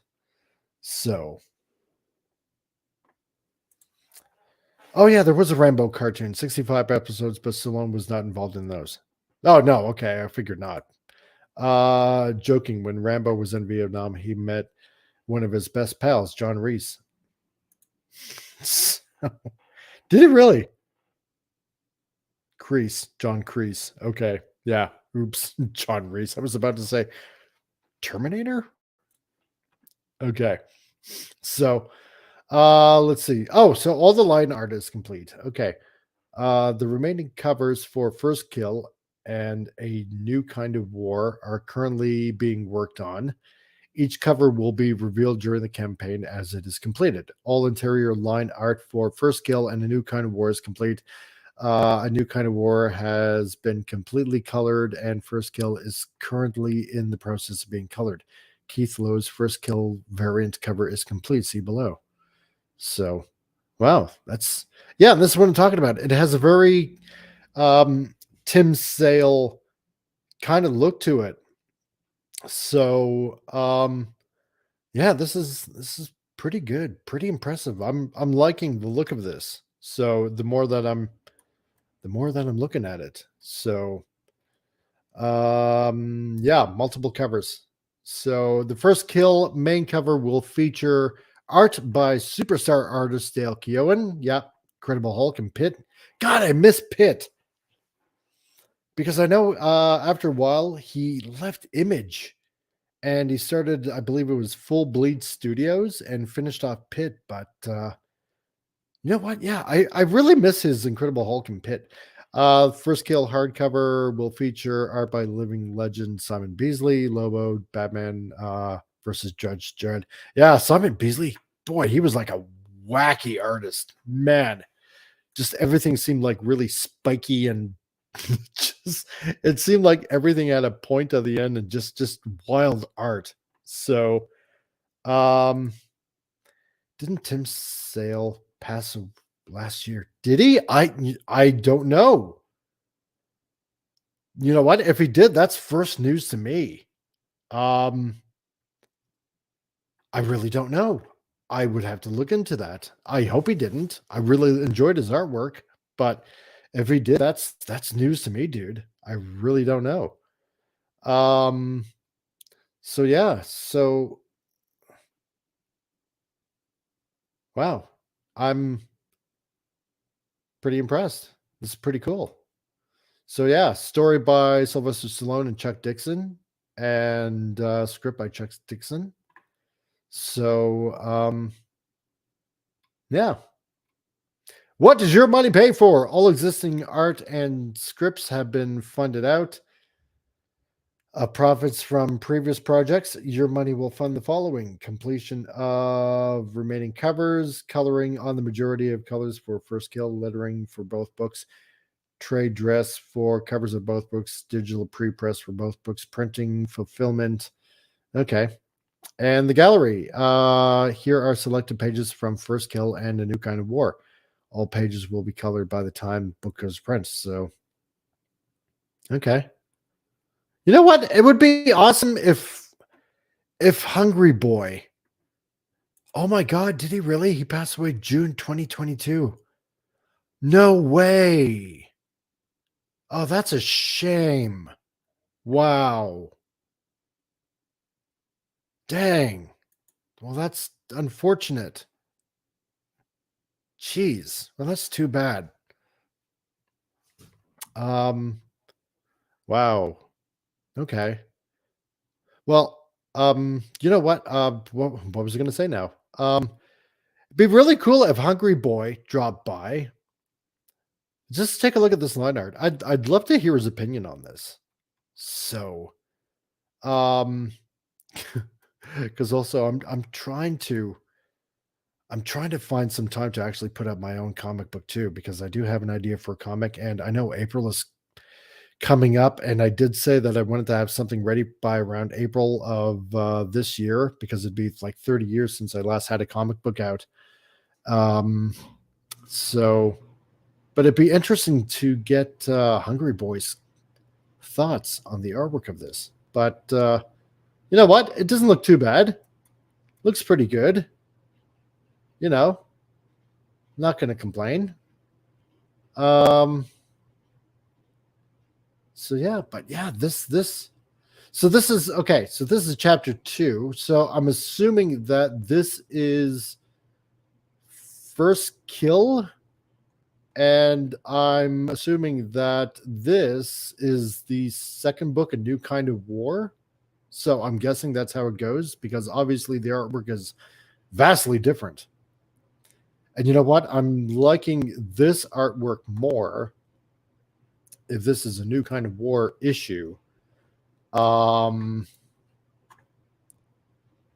the first one. Only because, you know, and I'm not dissing the first book. You know, I realize that obviously everybody has their own art style, and I do like multiple different types of art style. So, you know, I don't know. This one I'm just liking a little bit more than the other one, maybe. So, but no, I'm intrigued by this. You know, it looks like really good art, really good coloring.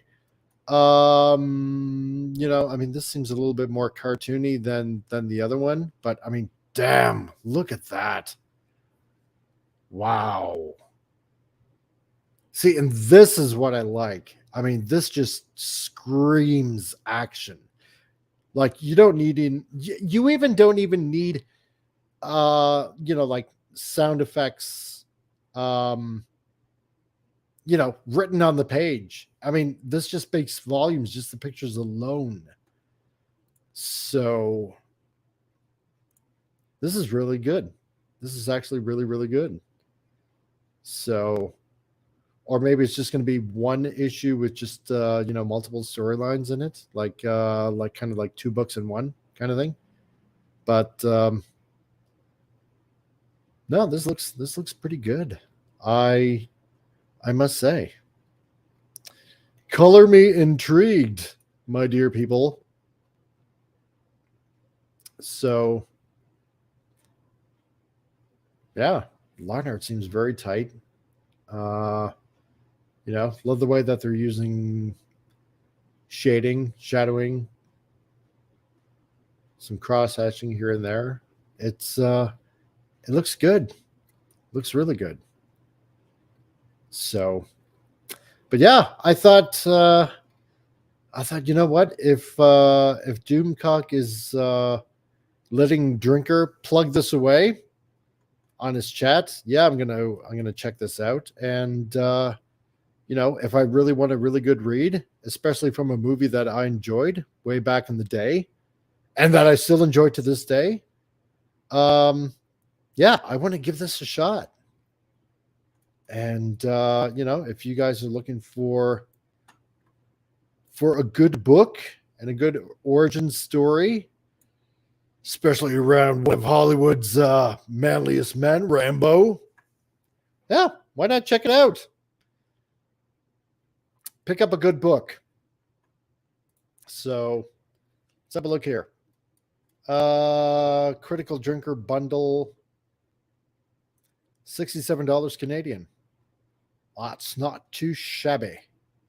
So what does that include? This perk will be mailed from the fulfillment center and a Gemini comic mailer, domestic backers, or Bubble Mailer International. Items include 2 pinups, First Kill graphic novel, a New Kind of War comic book. Oh, okay. So then First Kill, yeah, the graphic novel and New Kind of War comic book and the dog tags. So June 2023. So coming pretty soon. So not too bad. Not too bad. So yeah, I think we're gonna pick this up. And when I do get it in June, you know what? I do believe I'll make a review of this. So, I mean, hey, after all, I did it for Raymond Feliciano in his Dolphin Wars. I'll do it with this too. If it's good, I'll plug it. So, that's all I got to say about that. So, remember, Troutman trained Rambo to eat things that make a Billy goat puke. That's right, haggis. You know what? Phantom Outsider. Oh, and we got Pulp Culture Republic dropping in. Hey, dude. Nice to see you drop by. I really appreciate you coming by. We were just we were just talking about a whole bunch of stuff, and now we're talking about the Critical Drinkers book, also written by Sylvester Stallone and Chuck Dixon. So you might want to check it out, dude. I will, you know what? I shall put the link in the description for all of you out there. Yeah, just dropping in the show, dropping in late. That's okay, dude.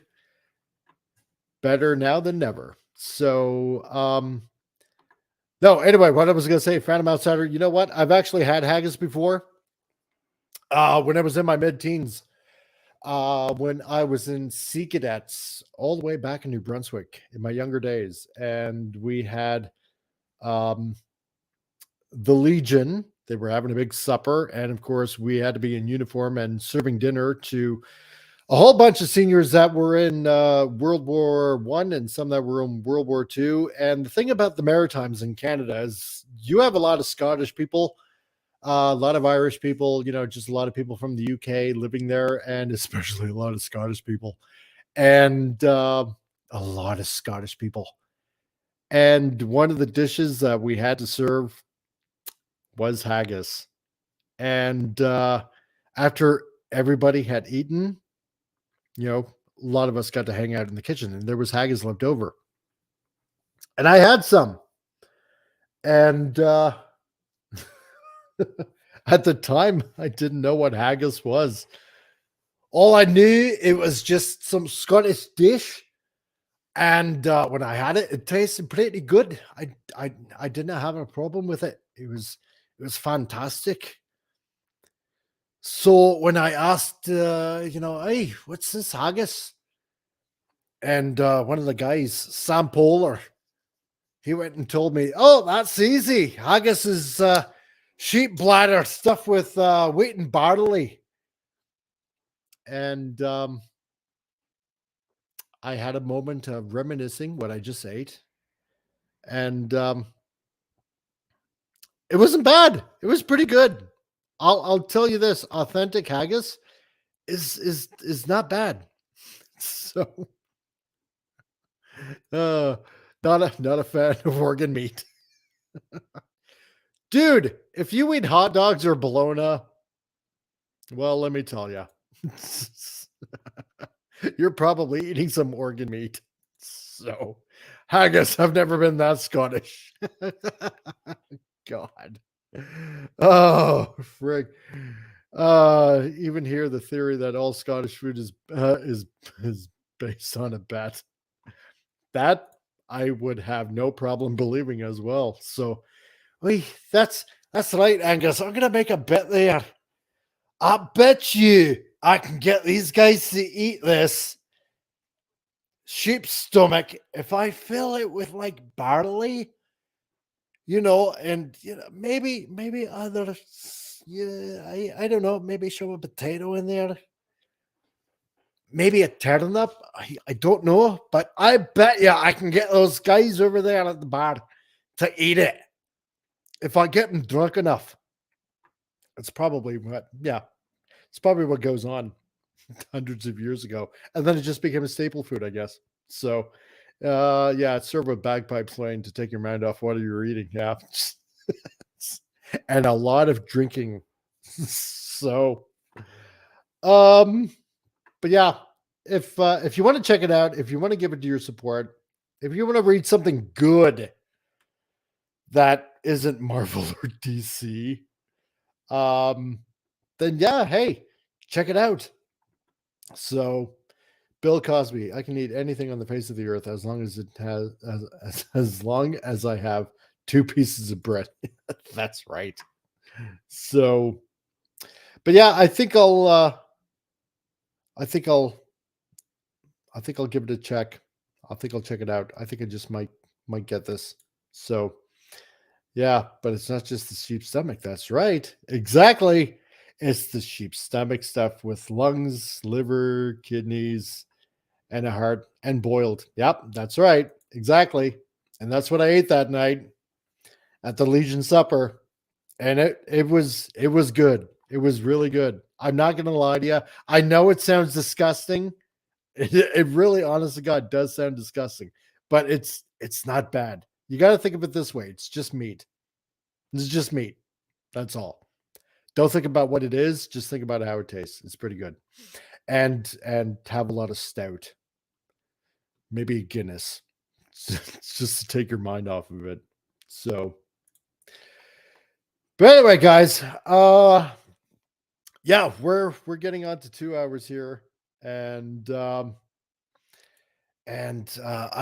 still got lots of work ahead of me. I got several carousels of slides that I got to get done, and I got a video that I got to make, and yeah, I'll be talking about Cassie Lang and Stature, and you know what? Again, Phantom Outsider. If you think it's going to go that direction, I hope you're right. I hope I'm wrong. I do like Paul Rudd as a character, and everything that we've been through, with Phase 4. Yeah, Marvel isn't learning their lesson. They're really honestly not. It's not entertainment first. It's a message first. That's being pushed. It's they're not learning. They're not learning. If they learned, well, then we wouldn't be getting the movies and the TV shows that we've been getting lately. So, that's just the way it is. So, but you know what? Tonight, I want to thank everybody that dropped by. I want to thank, just going through the list here, Snaggle Fricklepuss and Felix Haas and John Rendell. I know you're still here somewhere, so thank you for dropping by. And Annie Derivative Jill. Thank you, Jill. It's always fun when you drop by. And DJ Ronnie G. God, I love saying that name. It's an awesome name. So thank you for also dropping by, and welcome if this was your first time in here. So pop culture curator, thank you also for coming by tonight. And who else do we have? Oh, and Super Goji Reviews. Dude, I missed you. Man, you were in the chat? Sorry, man. I totally missed you. Yo, sub to Ace Hitter came last week. I got a review done also. Dude, I'm so glad that you got the figure and for being the winner of the 500 subscriber giveaway. So I am terribly sorry that I missed you. I didn't see that you popped in, but thank you for dropping by. And who else do we have? We had Gary Ambrosia.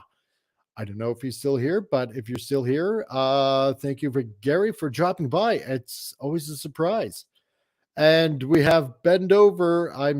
I get the joke and I get the name. So glad to also see you here. And of course, Phantom Outsider, that's still here as well. And Christopher Dominguez, thank you also for dropping by. And also, if you're first time here, I hope that you constantly come back for more Titillating Tuesdays and watching more videos. And Pop Culture Mechanic, also thank you for coming by. I greatly appreciate it. And Pope Metallicus the first. Great that you dropped by also too, dude. And I'm glad you're rocking that avatar that I made you. God, that looks awesome. I'm loving it. So, and the Dork Knight, you were here too. What is it with me missing people? I must have bad eyes tonight. Sup, dude? I'm glad that you dropped by, and hail to you. So, yeah, and of course, Pulp Culture Republic, that's here as well. Thank you all for dropping by and for coming in the show tonight. And yeah, I mean, you too, John Randall, you have an awesome night yourself. So, and I hope I'm right also. If not, they've killed off all the popular heroes. I mean, who's left? Hawkeye, Hulk, Doctor Strange. Yeah, you know what? And with Hawkeye, it's going to be interesting because of the accident that he had. Well, not Hawkeye, but you know who I mean, right? I don't know what's gonna happen with that. So, and Hulk, I'm sure they'll find some way to kill off Hulk if they don't want him anymore. But no, I want to thank everybody that dropped by tonight. So so I want to say also Thursday nights, check me out also on Rancor Steve's channel on the Manorama Show, where we talk about manly things of a man nature. So check out Thursday nights, Manorama. And please, everyone, just hope you keep on checking out my videos and like and subscribe any way you can. Apparently, I'm at around 1,800 viewed hours. So I'm almost halfway to 4,000 for watched hours, which eventually helps me get monetized. And just looking at my subscribers now, it's over 600, which is amazing. So thank you all for dropping in and listening into Titillating Tuesdays, and watching my videos and helping me get my hours up. It really, honest to God, really helps me out, and I really appreciate all of you that do come by tonight on Titillating Tuesdays. So from all of me to all of you, everybody, have a good night. And yeah, it is pretty cool, isn't it? Like I'd never really honestly think I'd get this far. It's like it seems almost surreal. But from all of me to all of you, I wish you all a really good night, and check out Manorama on Thursdays, and like and subscribe and spread the word of I, the Comic Relief Crusader, so that all may partake in our goofiness on Titillating Tuesdays. And with that being said, good night, all. Have a good night. See ya next week on a Titillating Tuesday. Night.